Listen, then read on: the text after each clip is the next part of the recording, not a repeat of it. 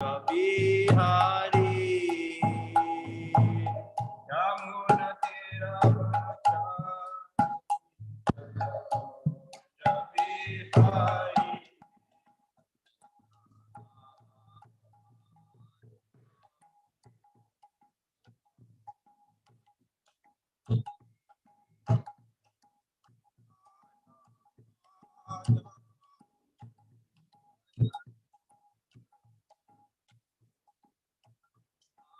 Krishna, Hare Krishna, Hare Hare, Hare Rama, Hare Rama, Hare Hare. Hare Krishna, Hare Krishna, Krishna Krishna, Hare Hare, Hare Rama, Hare Rama, Rama Rama, Hare Hare.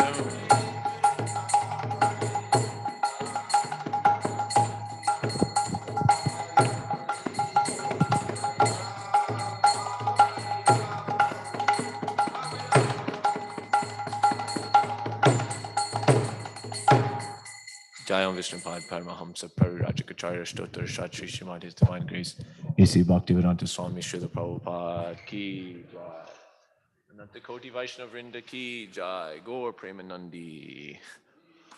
Om Namo Bhagavate Vasudevaya.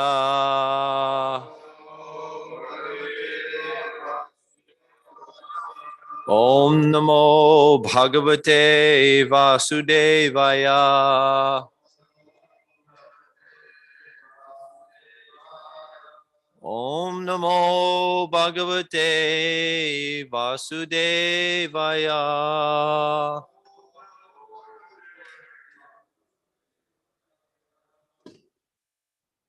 Before reciting this Srimad Bhagavatam, which is the very means of conquest, one should offer respectful obeisances unto the personality of Godhead Narayan and Narayan Rishi, the supermost human being, unto Mother Saraswati, the goddess of learning, and unto Srila Vyasadeva, the author. By regular attendance in classes on the Bhagavatam and rendering the service to the pure devotees, all which is troublesome to the heart is almost completely destroyed, and loving service unto the personality of Godhead, who is praised with transcendental songs, is established as an irrevocable fact. Today we're reading from the Srimad Bhagavatam, 3rd canto, chapter 10, entitled The Visions of the Creation, and we're on text 13. Does everyone have the shloka in front of them that they can repeat or they can just hear? The shloka is very easy. It's only 2 lines.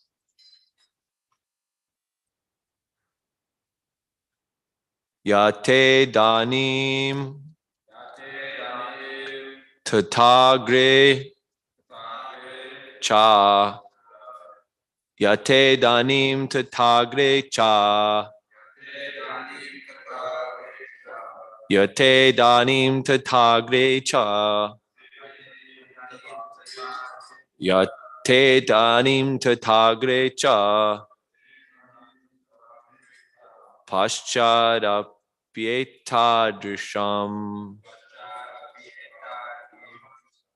Paschadapyetadrisham. Paschadapyetadrisham. Please chant.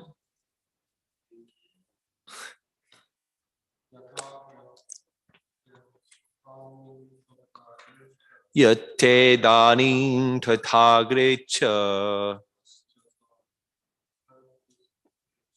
Paschadapyetadrisham.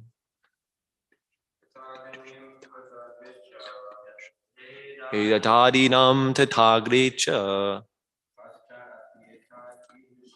paschadapi etadisham.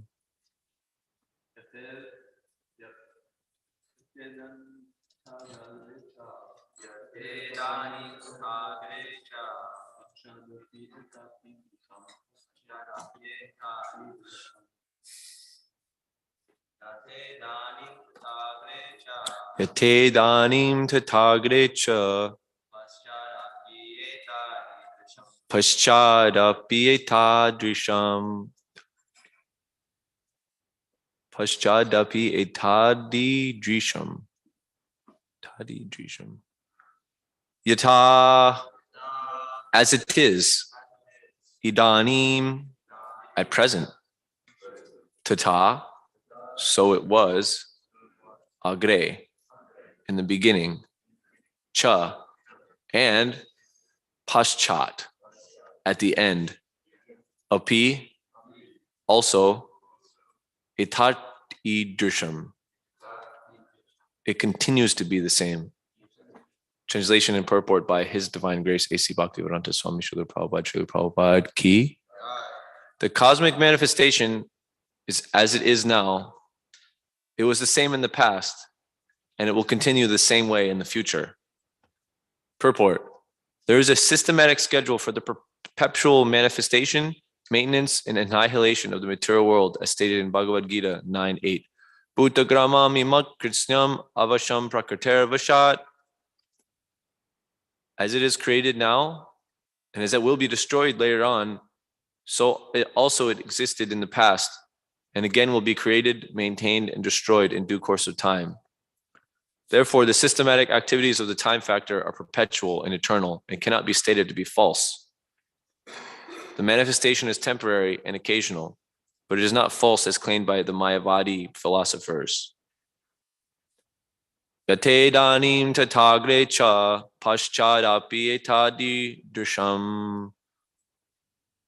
The cosmic manifestation is as it is now. It was the same in the past and will continue the same way in the future.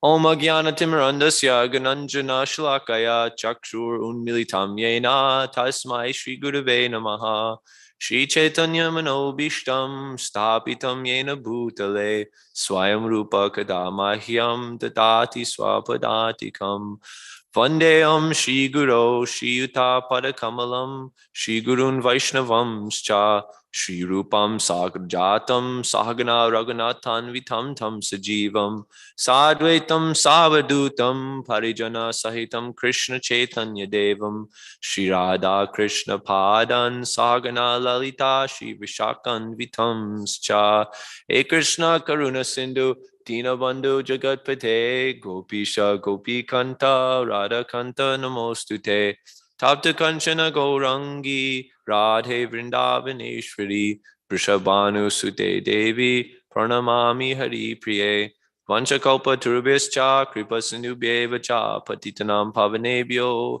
Vaishnavebhyo Namo Namaha Shri Krishna Chaitanya Prabhu Nityananda Shri Advaita Gadadhar Shri Vasadi Gaur Bhaktavrinda Hare Krishna, Krishna Krishna, Hare Hare, Hare Rama, Rama Rama, Hare Hare. Mukam Karoti Vachalam Pungayate Gurum Yat Kripatamaham Vande Shri Gurum Dyanataranam Paramananda Madhavam Shri Chaitanya Iswaram Hari Om Tat Sat.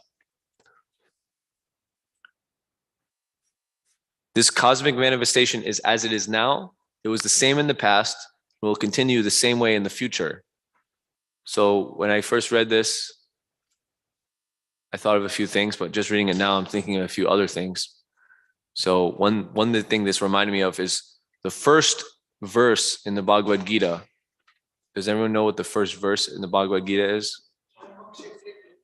Yeah, and I don't consider that to be the first verse because the Gita hasn't really started. I consider the first verse actually around the second chapter in the beginning, but after Arjuna has surrendered, and then something like that. The second one after that, Natva evaham jatu nasham natvam name janadipaha nachaiva nabhavishyamaha sarve vayam ataparam. So this verse has to do with like in Bhagavatam we're hearing right now.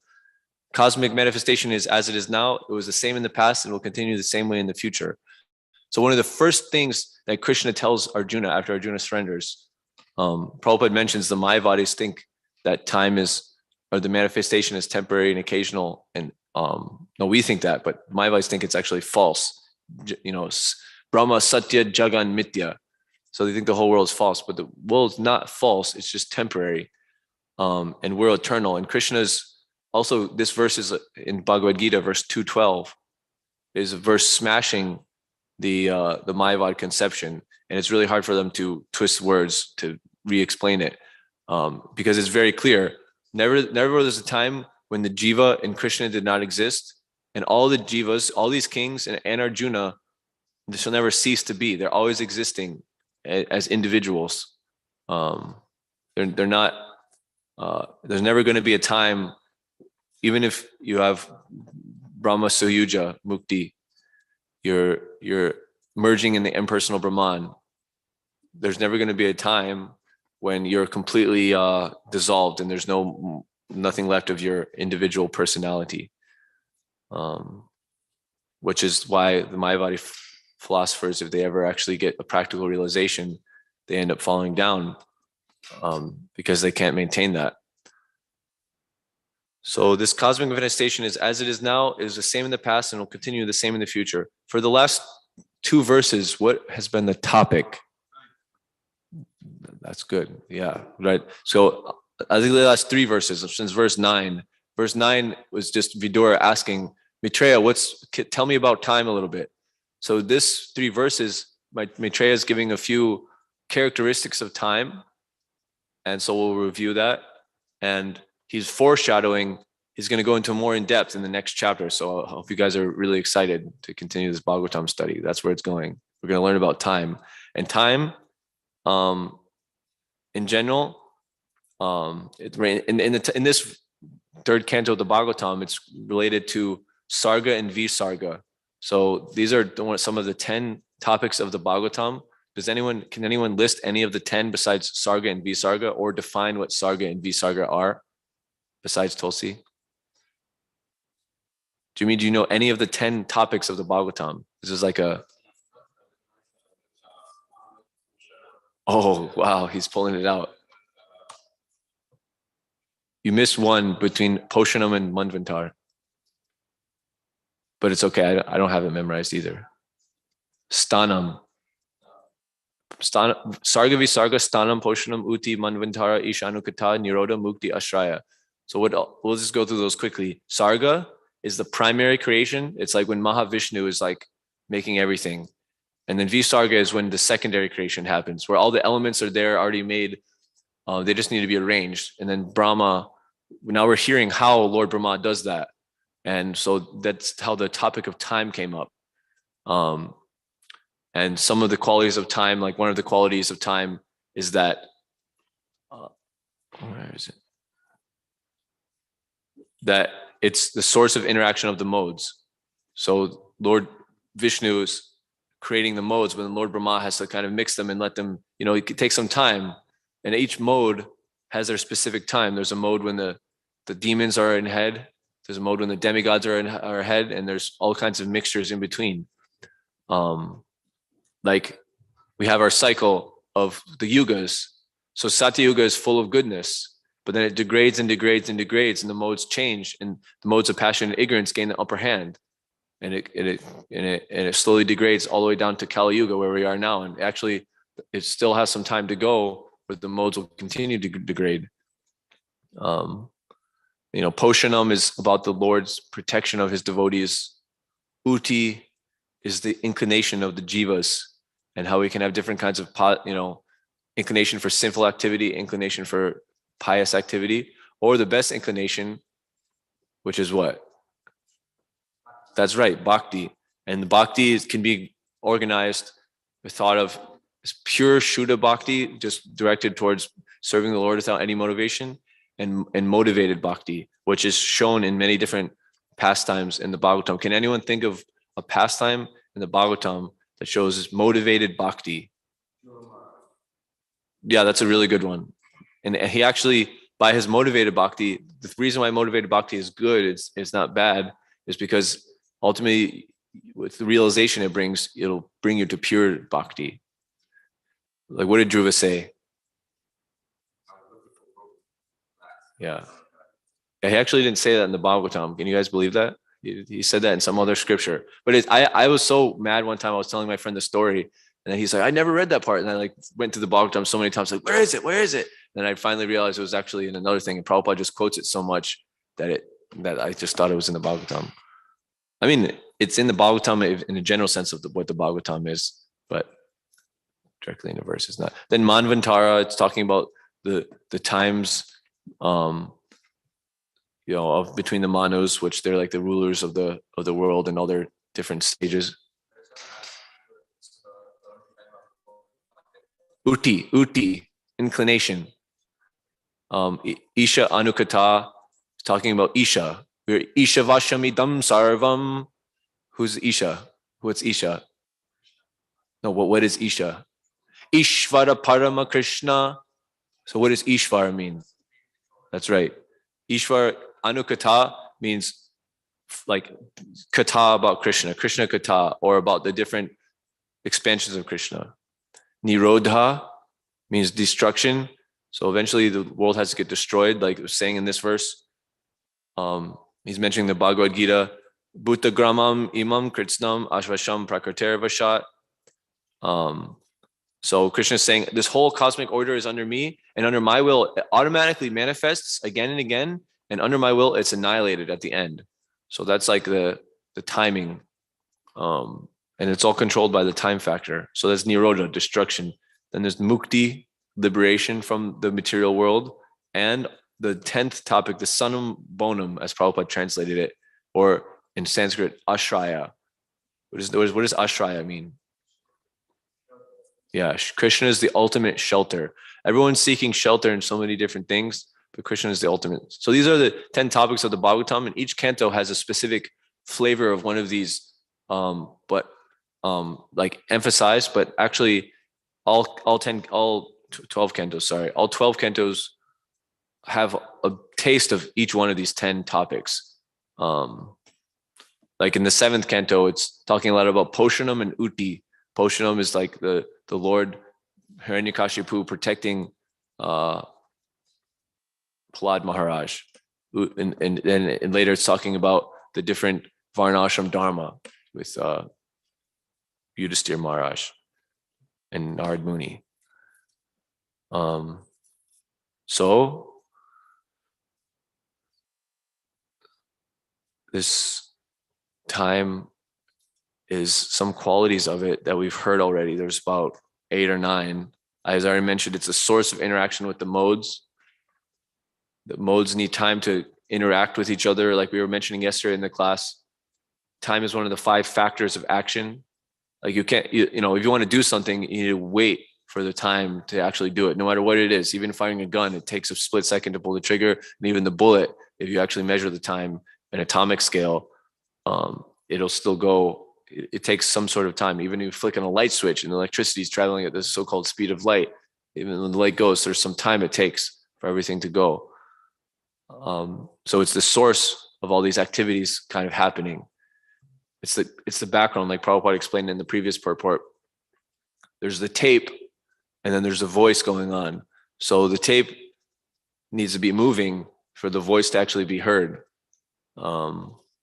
So the time needs to be happening for anything to happen.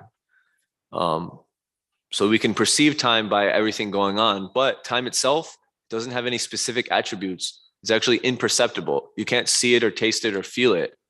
But an interesting thing about this is that in the study of Tala, if someone has Tala Gyan, if they understand about time and what Tala is Tala is the structure of time. So when a musician and even a listener, they don't feel time, but they know that when they're in time.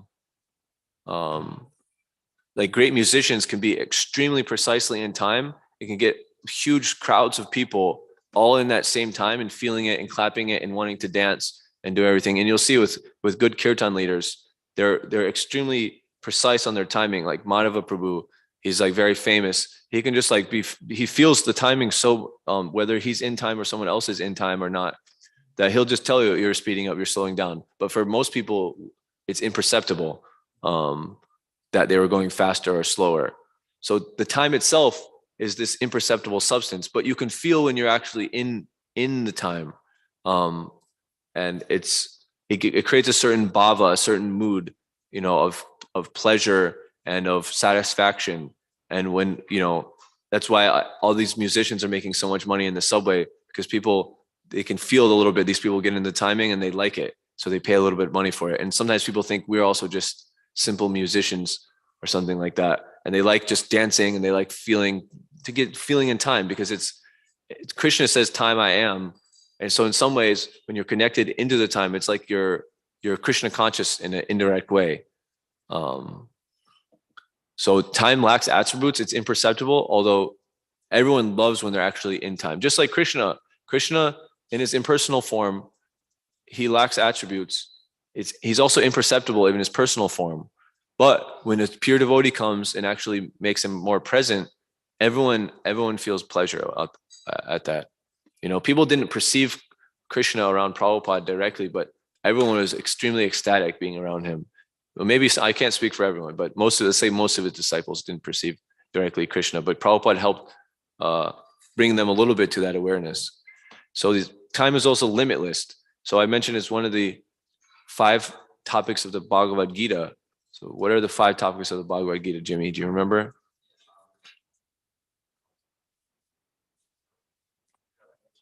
Prakriti, yeah. Okay. Yeah.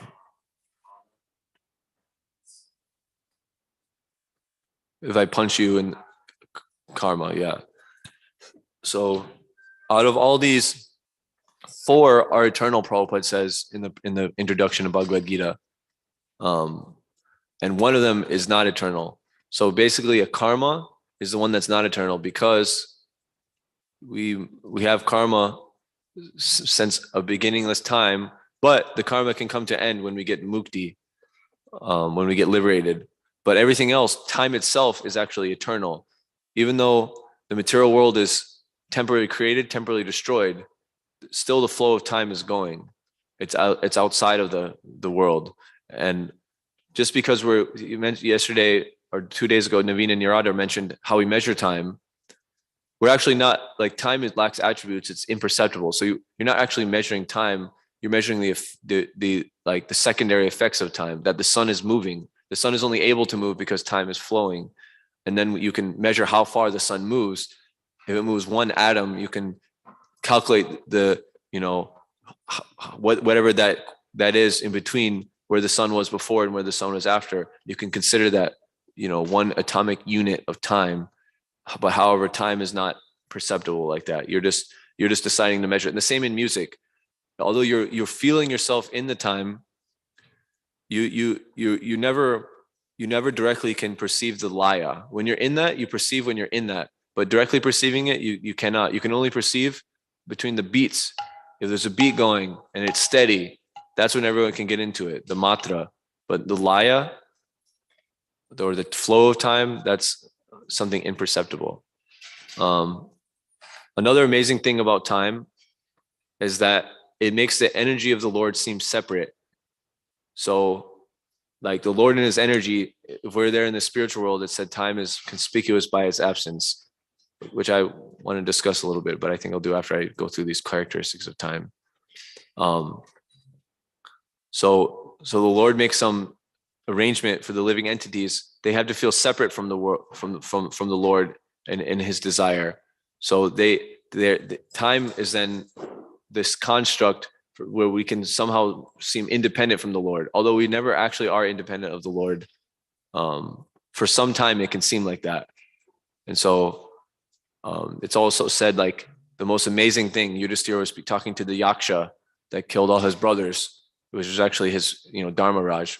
Yamaraj was talking to him, and Yamaraj asked many questions and was expecting these, precise philosophical answers. And one of the questions was, what is the most amazing thing?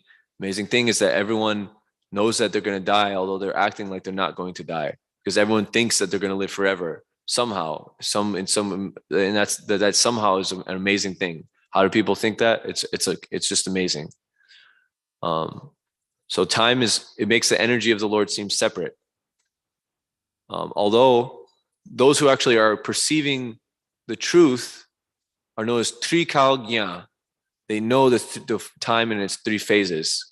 Prabhupada talked to someone when he was 1964, 1965 on the pier, some old man just talking with him.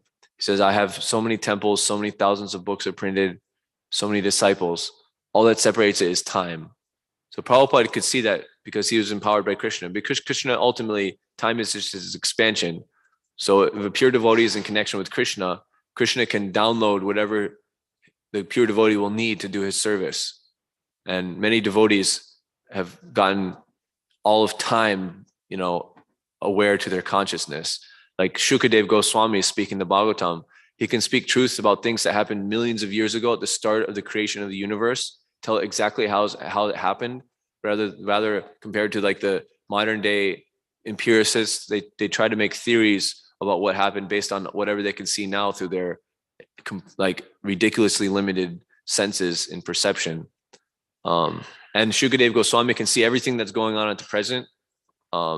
He knew just to come at the right time when Parikshit Maharaj had a week to live. And when you're walking in India, going anywhere takes a week. So since he was being guided by the Lord, he automatically came at the exact right time. And he can see everything that's going on in the future.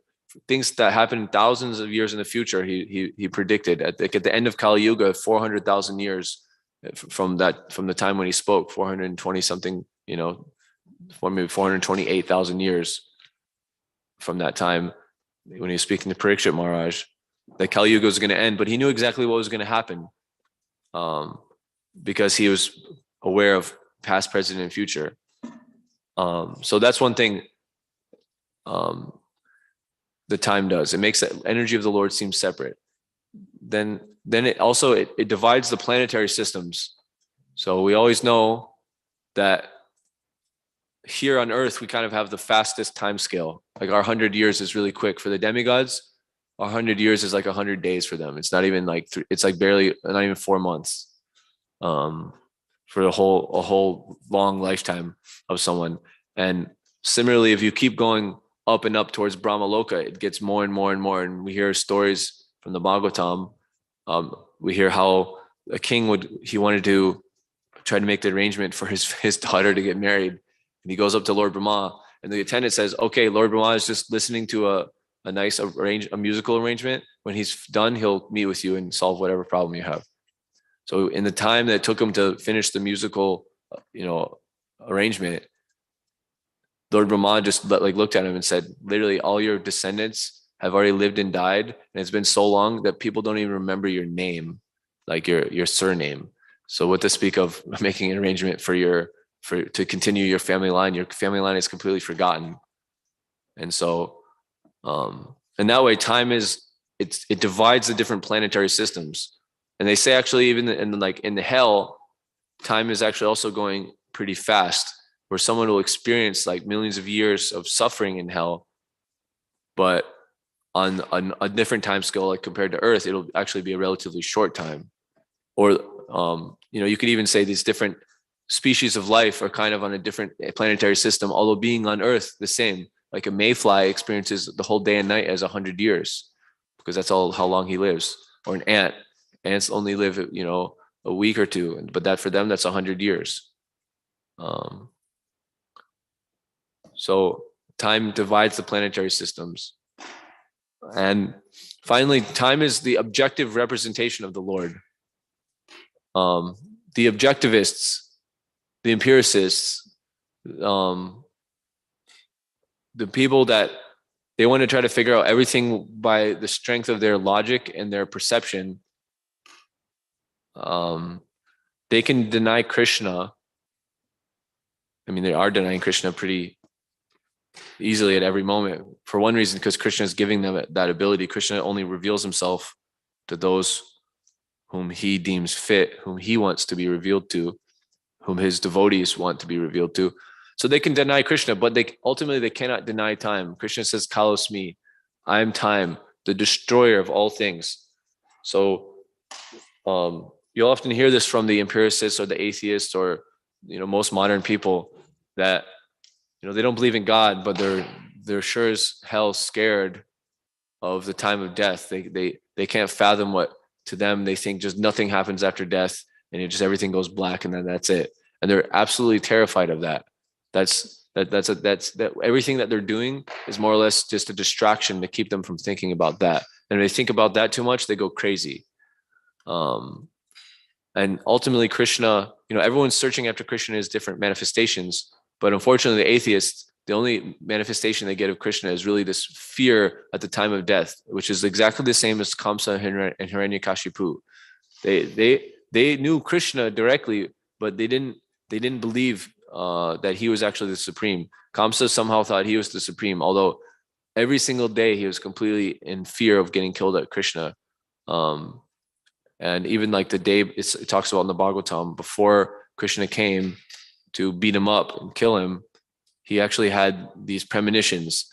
And there's a book called Nimitya Jnana, which explains about what, if you have a dream, what it means. And there's actually a whole science. It's a whole science of one of the 64 arts of learning, Nimitya Jnana, the science of being able to tell what's going to happen based on different foretelling events. And we hear it in the different Mahabharata, Ramayana, and everything all the time. It'll say like, oh, her left eye was twitching, so then she knew something good was going to happen. Or they saw a deer walk from the right side to the left side and a bird fly from the left side to the right side, so they knew that this was their journey was going to go well. So there's a whole science to that.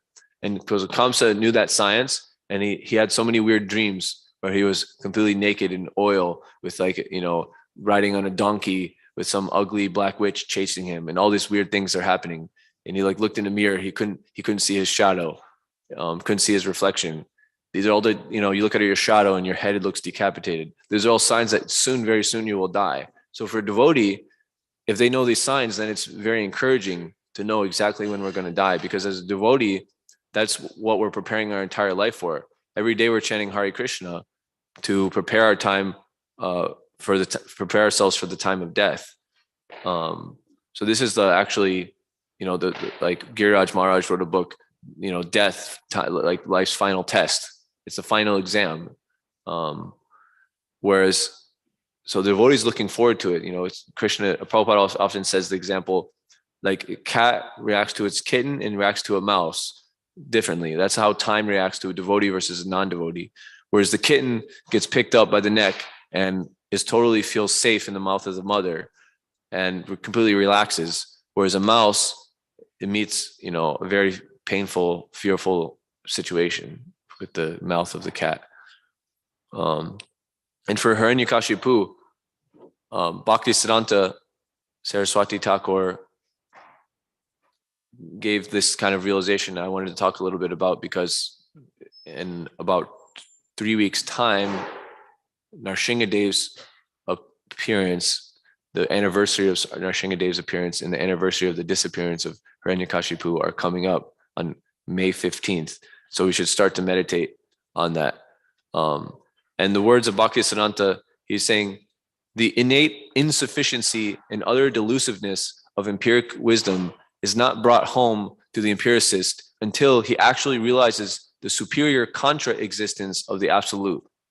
So to translate, what that means is that they don't understand how their empiric wisdom, or in other words, their sense perception knowledge, their knowledge based on their own puny senses and logic, is really not all in all, and it's not going to save them from anything.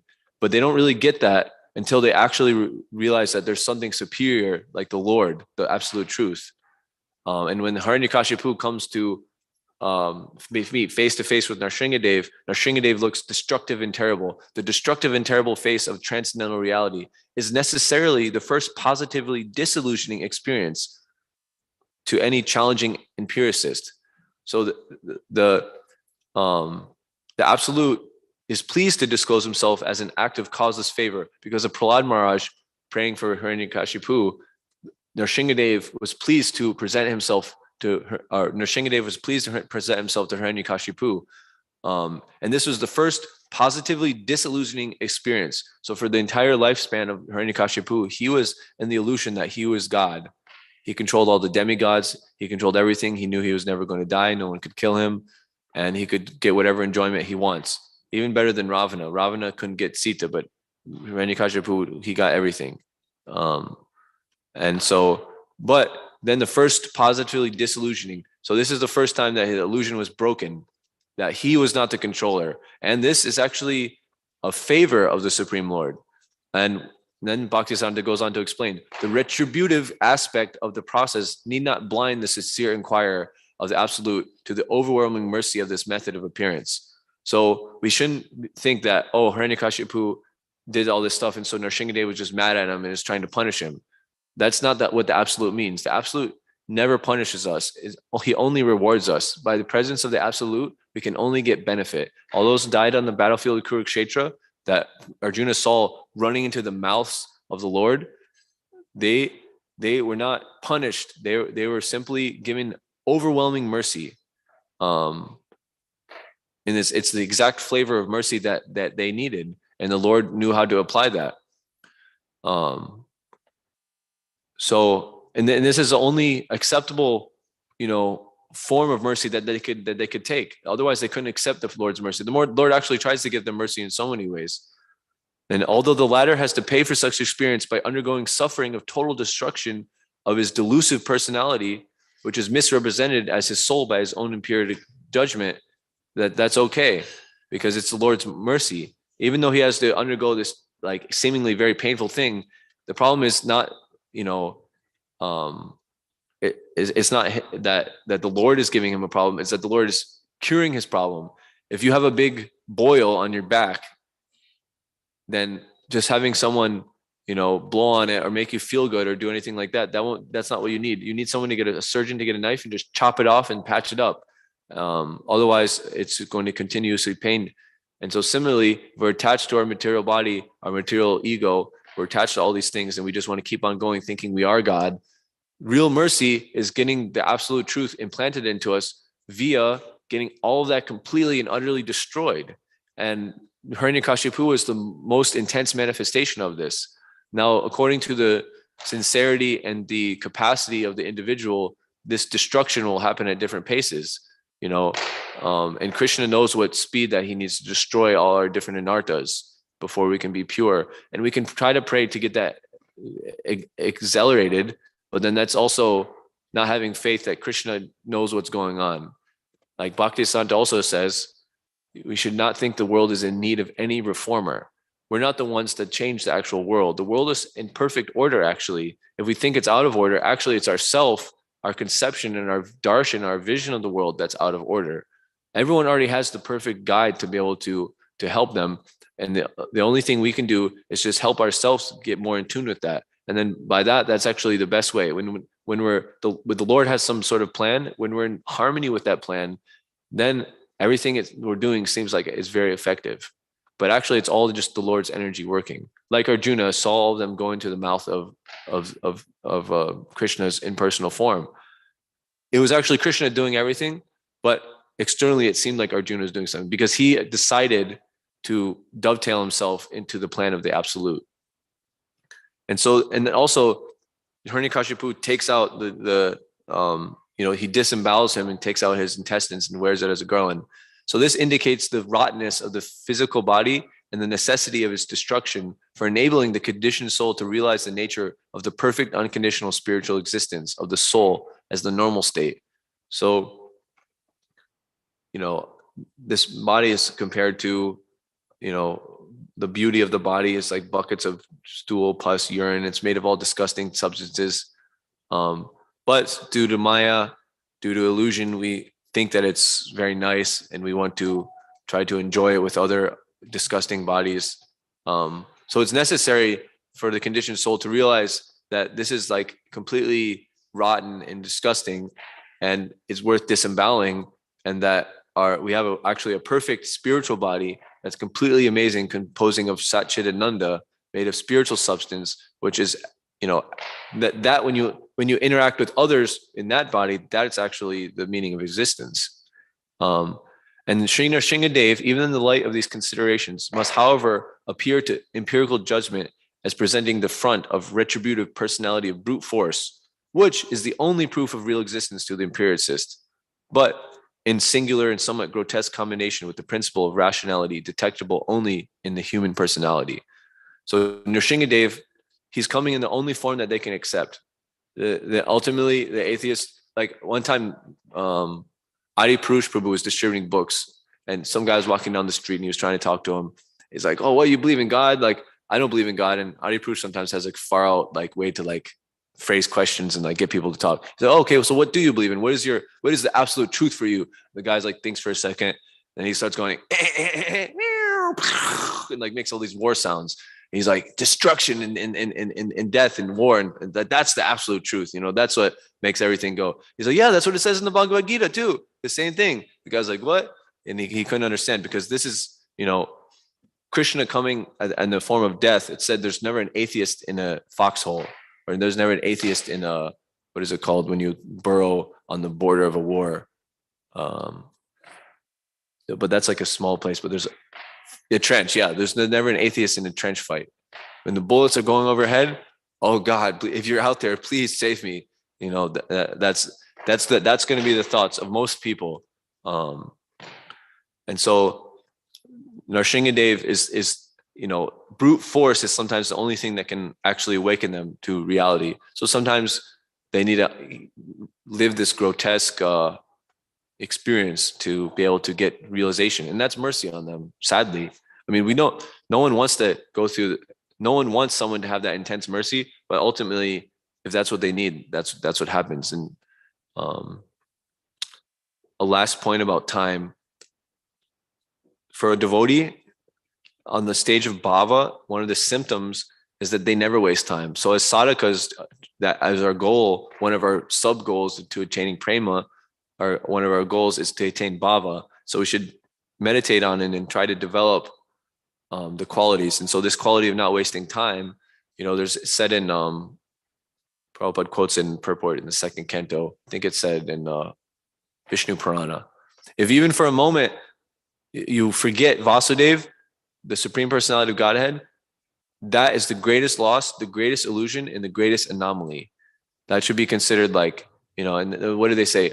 All of the rules of the scripture and all of the prohibitions are only working on one thing: to always remember Krishna and to never forget Krishna. So that's the whole reason why Prabhupada strained his brain and came up with the morning program, how it is, came up with our whole way of how we should preach, and gave us activities like distributing books and performing kirtan and doing preaching programs and cooking and for the deities, and doing all the different worship for the deities, trying to acquire flowers, making garlands, making dresses, decorating the whole altar and the whole temple room, festivals. This was all given to us as an opportunity so we can gauge our consciousness in remembering Krishna. So strong devotees, they have a no-gap lifetime. So we should see their example and also develop a no-gap philosophy, always being appropriately engaged in the service of the Lord. Prabhupada says, like, he compares it to the materialist. We shouldn't waste our time. What do the karmis say? Time is money. Like there's the four purusharthas. Purush means man, artha means like what you need. So dharma, artha, kama, moksha. So right now, a lot of people are focused on artha, getting money. I need money. Where's money is the honey. Bhaktisiddhanta Saraswati Thakur also said, money, there's only two absolute truths: Sri Krishna and cash on hand. That's the two absolute truths. Crap walks, money talks. If that's how everything goes on in India. You just make a little bribe and you can practically get anything done. America's probably a little less corrupt, or maybe more corrupt, but in a more deeper, vile way. Yeah, you need to have a lot more money. So money is required in the material world, but for us, our artha is the paramartha, the fifth purushartha, prema pumartha mahan. The actual need is prema. So therefore, if time is money for the materialists, time is prema for us, because we could be spending our time in Maya, or we could be spending our time in sadhana. And sadhana gets us closer to Krishna. Maya makes us longer till we get to Krishna, till we get to Krishna prema. So how can we, understanding that, how is it possible that we waste our time? I mean, somehow it's possible, because Maya, her job is to get us, tackle us to the ground and hold us down. She has two potencies. One that tackles us to the ground, makes us fall up at our service. And their other potency is to hold us down and keep us from going back to service. So we should protect ourselves from falling down by following the 4 rags and chanting 16 rounds. Prabhupada said this guarantees that you will not fall down. And so if we are falling down, that means we're not following the 4 rags or we're not chanting our 16 rounds. And if we work on following the 4 rags and we work on chanting our 16 rounds, then we will have an impenetrable shield from Maya. So anytime anyone in the past has fallen down, it means something was wrong with one of these. They purposely didn't follow one of the 4 rags, and they purposely didn't chant the rounds good. And we hear a lot about the history in this movement of devotees having not enough time to finish the rounds and so on and so forth. And ultimately, Maya tackles them down. And if we get so anyways, even if it happens that we get tackled down because we slip up on these and our impenetrable shield is down for a second, the worst thing that can happen is we fall down is if we get hard on ourselves and feel like I'm not fit to actually do this. That's the biggest Maya that we can actually be in, is that, oh, I fell down, therefore I shouldn't do devotional service. I shouldn't chant. I shouldn't do that because I'm just like a whatever we're thinking. It's wrong. We should, even if we fall down, we should immediately get back up. And actually we should more sincerely engage in devotional service. The answer to falling down is not to stay falling down, but Maya will go into our mind and she'll give us all kinds of reasons. But it's rather to get up and immediately put that shield back up and just keep working. And then that'll allow us to continuously get closer to our goal. So we should never waste any time. So that's, I guess there's one more thing I could say about time, is that, like I said in the beginning, time in the spiritual world is conspicuous by its absence. However, that's something we often hear from Prabhupada and in the Shastras, but that's not to say that there isn't time, but it's to say that time is an element that's subservient to whatever the need of the pastime is. And so if Krishna, there's descriptions of the previous acharyas describing Krishna's pastimes, and we've heard in the Krishna book how when gopis are dancing with Krishna, it's just for one night on the Vasant Purnima when Krishna plays the flute and they all come. But actually the time stretches and becomes a whole night of Lord Brahma. And similarly, you can hear about when Krishna is playing with his boyfriends, Mother Yashoda calls him back, but then he decides to keep playing. And it seems like one afternoon that he's playing, but actually it's a whole day of Lord Brahma that he's playing. And other acharyas also say that when Mother Yashoda is kissing Krishna goodbye, and what will happen is that Krishna is going to go to feed the cows and take them out, but Mother Yashoda is like worried and we want to make sure he has everything he needs and is doting on him like a loving mother. Like, if a kid's going to the first day of school, the mother will often like just make sure that everything is there. And so this it seems like it goes on just for a little bit of time, but actually it can stretch out for another whole day of Lord Brahma. So according to the different rasas that someone has with Krishna, time can contract or expand. Sometimes people can go very quickly to certain places, which would normally take a long time, but time can slow down. So only like a few minutes pass and they can go very far through the Dham. And so, although time is conspicuous by its absence, still there's the sunrise comes, and there's certain pastimes that happen at that time. Then this full sun, then the sun's going down, and sunset and the night and the moon come up, and so on and so forth, like similar to how we have here, but it's not that's where time's coming from. Time's coming from the desire of Krishna, so it can change. So we have a little bit of time left, so we can discuss with our time about time. If anyone has time to ask a question about time. Okay, well, he was the first one. Jimmy.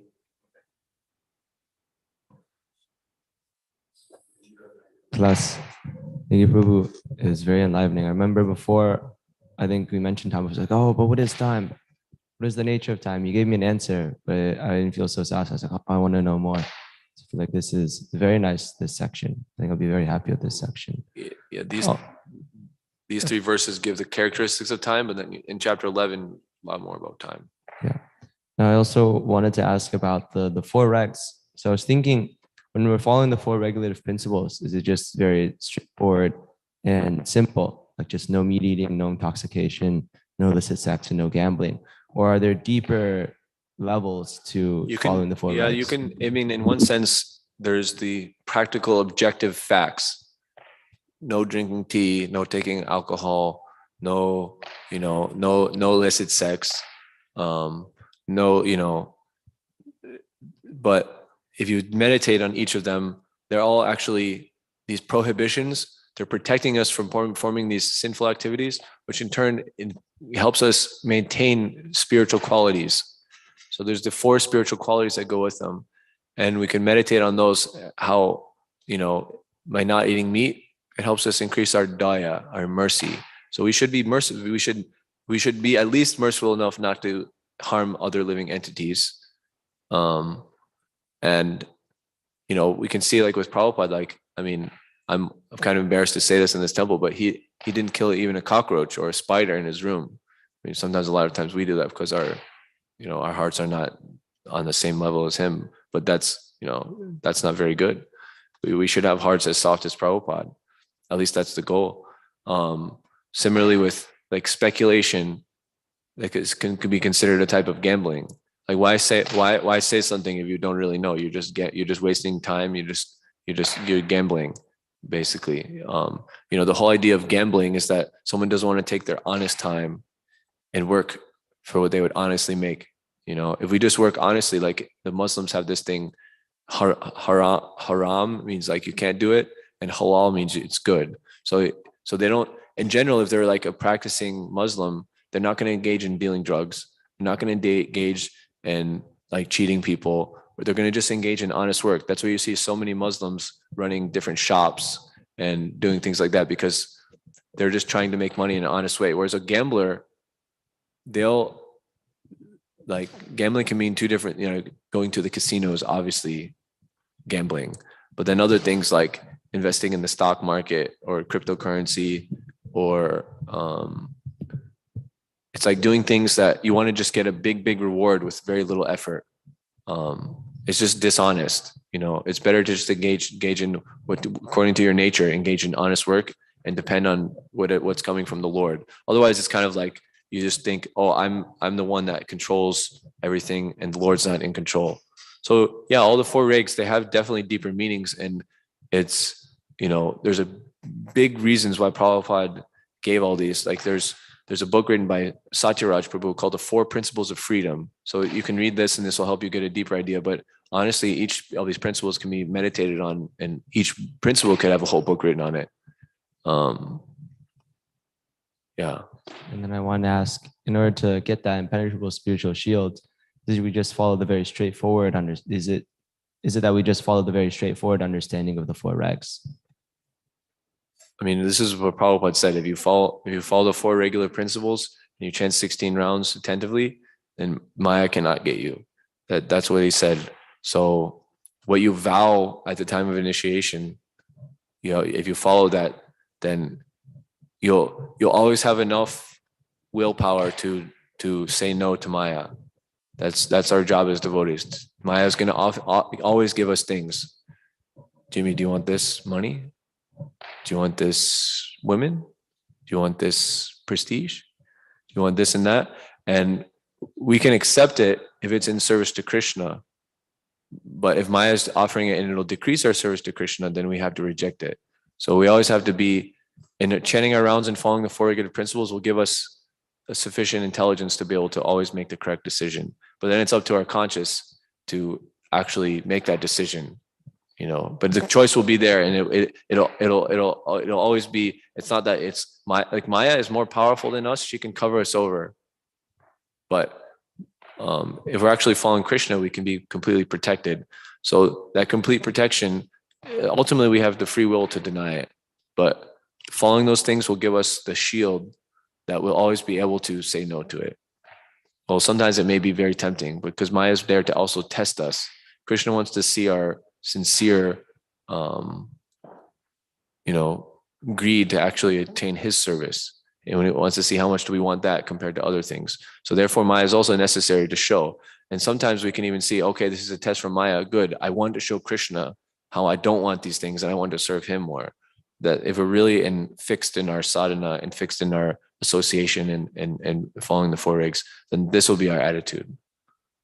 That we'll be able to see the tests of Maya, and we'll want to, we'll be able to pass them with flying colors, showing that we want to just please Krishna, because that's what they're there for. Maya doesn't actually want us to fall down, but that's her service to test us. She wakes up earlier than you. She chants her 16 rounds way more attentive than you, and she's ready to do her service. So we chant our 16 rounds. We'll be ready to help her do her service and pass the test. She wants us to pass. She doesn't want us to fail, but she's not going to give us an easy test, an easy way out, because Krishna is not so cheap. That's what I have to say about that. And we have 52 seconds for someone else if they want to give a question. Braj Mohan is technically senior to Chaitanya, so his question gets precedence. I just had a quick comment. I really like what you said, that for materialists, time is money, but for us, time is prema. So I was wondering, could you speak a little more about that? Yeah, that's based on a comment Prabhupada said in a class, and he's nectar of devotion. So we should not waste our time a single moment. Time is very valuable. In your country, they say time is money. So either you take money, that is artha, or you take paramartha. Money is required in the material world, and in the spiritual world, paramartha, spiritual asset. Some way or other, even those who are materialists, they do not waste their time. So we are after spiritualization. So how can we waste our time? Time is very valuable, so we should not waste time. Like Chanakya Pandit says, you cannot get back a single second, even with all the wealth of the entire universe. You can't. The richest man in the world, doctor, please give me another 5 minutes. He can't do it. When it's your time, it's your time. So therefore, we shouldn't even waste a single second. And what I mean by time being prema is that we have, like, you have your time, you spend it on Krishna consciousness, then eventually you're going to get prema. And it's not directly, but it's more or less a function of, actually, yeah, it is more or less directly. The more your consciousness can be directly focused on Krishna, that much sooner you're going to get prema. When you focus on Maya, it stops the progress. It's just like putting pause on it. And when you make offenses, it also is like putting pause on it. All right, now we're going over time, but if you're sincere, then maybe you can say something. I just want to say thank you for the lecture. And I really like what you said there. And after the, in this whole thing, that everything is already in harmony. We just have to tune into it. Yeah. Yeah, the thing that isn't in harmony is our own consciousness. So if we fix that, then, like, we get the vision of a Mahabhagavat. They see that harmony, and they actually think everyone's perfectly serving Krishna in the way that Krishna wants, but I'm the only one that's not. And if we can a little bit resonate with that, it'll be very helpful in our dealings with others, because it'll completely take out any kind of enviousness, any kind of power, struggle for power, and all these other things that are constant problems. Hari Om Tat Sat, thanks a lot. Okay, Chaitanya, you say what you want to say. I just have a comment. I was reading in the third canto, 29th chapter, verse 1. Whoa. That, What is it? What's happening there? Is that this is, Kapila? yeah, explanation of devotional service by Lord Kapila Dev. Oh. And one in the purport, Prabhupada says the purpose of elaborately describing the influence of time is to detach the conditioned soul from his material activities, which are just a waste of time. Oh, so that's yeah. why I was thinking that's why it's so elaborately described and how it's being described, and later it's being described. Also, What verse is that? This is chapter 29, verse 1. Anyways, that's the comment I have.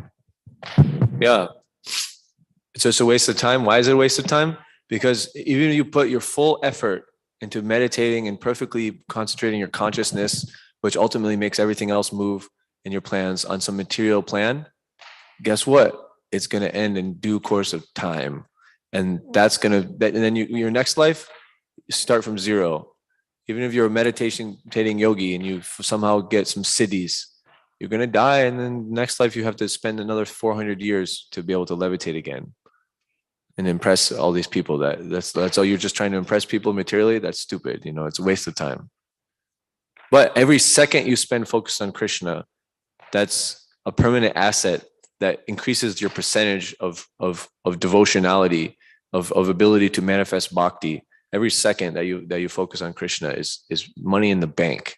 That's never going to get.